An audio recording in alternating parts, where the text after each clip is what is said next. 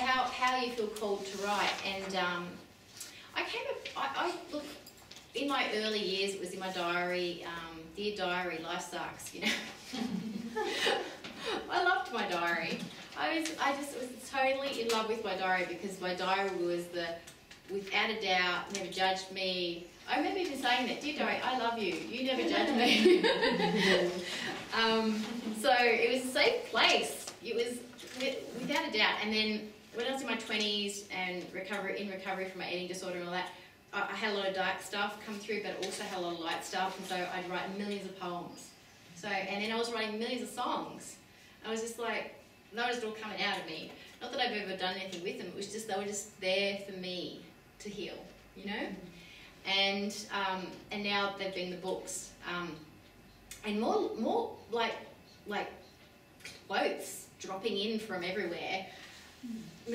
I actually have on my iPad, you know, the notes, you know how you can take notes on your iPad? I have a page and I just add to the notes, because there's so many of them, that I just add quotes to the notes as they come through now. So I just like, yeah, that's a, geez.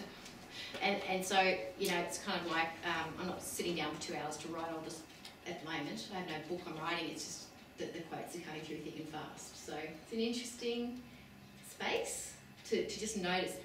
And then the other day I made a discovery. There was an app called Dragon something, I can't remember it, but it's this thing, and you can talk into it, and it converts to text for you. I thought, this is brilliant. So I don't even need my own notes, and I can SMS them to me, and then I can copy them and put them in my notes later. There's no limit on how long? No, it's so good. You can SMS it to yourself, you can email it to yourself. It's so cool. So for those people who want to write but are challenged with typing, you know, when I was in my teenage years, I worked as a receptionist, and they did the dictation. So I think, you know, I was one of those people that did the dictation, so that I typed up the people dictating.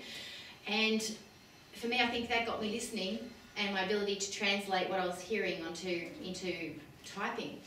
But for me, when I was younger, it was actually handwriting. So I think, yeah, do what works insofar as, you know, is it a song? It doesn't really matter what it is, but because all of it's important, and it may change, and let it change, let it go with it. If it's a song, when I write a song, write a song. If it's got a little tune to your poem, then maybe that's also part of the energy coming through for what you're actually being called to embrace. I've done that. Have you? I have done that. I've made poems, but then all of a sudden I'll hear a tune and I like it, and then before I know it, I put my words to that tune. Lovely. It's not a tune I've made up, but it is a tune, and of course, yeah. Sometimes I can. It's one of my learning attributes too, to put it to song. Yeah. Ah. Well, our previous chakra, which I forgot to mention, which was on the throat chakra, which is all about expression, and setting boundaries, limits, and what motivates you, and letting your throat chakra tell you that. This one is on your base. This is on how you're doing it. So this is your base chakra, and it also extends out to how you put your work out there.